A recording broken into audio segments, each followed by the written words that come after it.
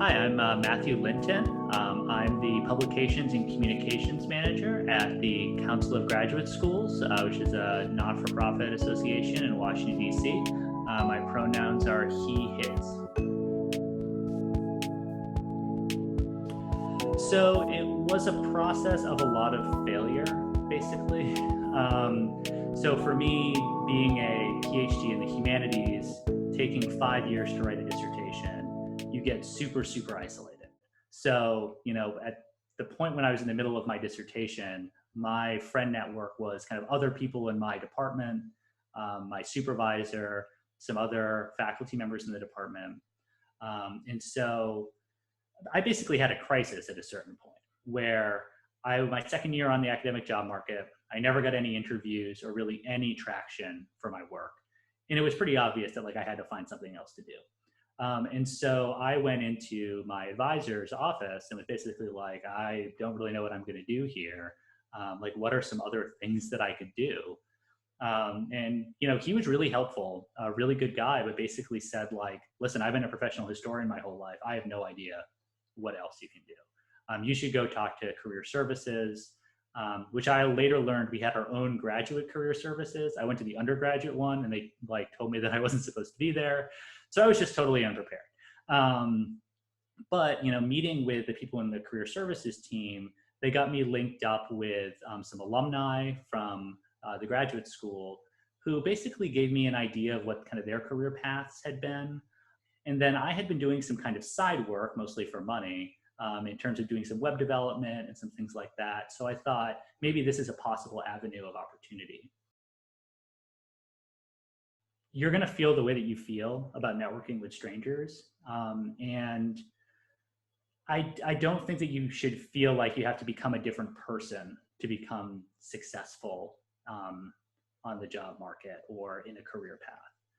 But at the same time, you will need to try to find a way that works for you to make these connections. And so I think there's one of the things that's nice about the world we live in now is there's a lot of different avenues and a lot of different modes that you can do that with. So maybe you're not super comfortable with face-to-face. I can totally understand that. If you're perhaps a woman going to meet some strange man at a coffee shop somewhere to network, that might not be a very comfortable feeling for you. So maybe just email or maybe, virtual Zoom or something like that is a better way for you to connect. Maybe you're not somebody that's super comfortable with your writing, so you'd rather meet face-to-face. I think fortunately the world we live in gives us a lot of different ways that we can reach out and network with people. And so I think to do that in your own way that feels authentic to you will make the search for a career pathway much easier and less frightening. In terms of the kind of graduate community that's part of the Council of Graduate Schools organization, that is, we have an annual meeting every year. That's a great place to connect with people. I have a lot of opportunities through my virtual conferencing that I do, my webinars program. I get a lot of face-to-face time with folks. So those are really good opportunities to kind of broaden and solidify that network.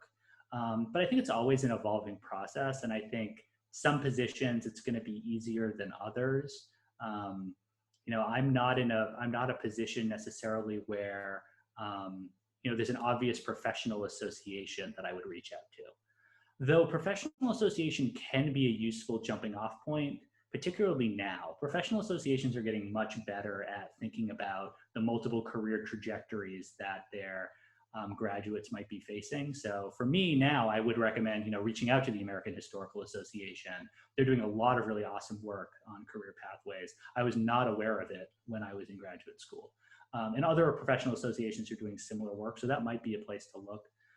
But I think it is one of those things where it's going to be very job dependent. And so, look out for those opportunities when they show up. Talk to people who maybe are in adjacent fields to yours where there might be not a direct overlap, but there might be mutual interest. Those are some other spots, but it's going to be very job dependent.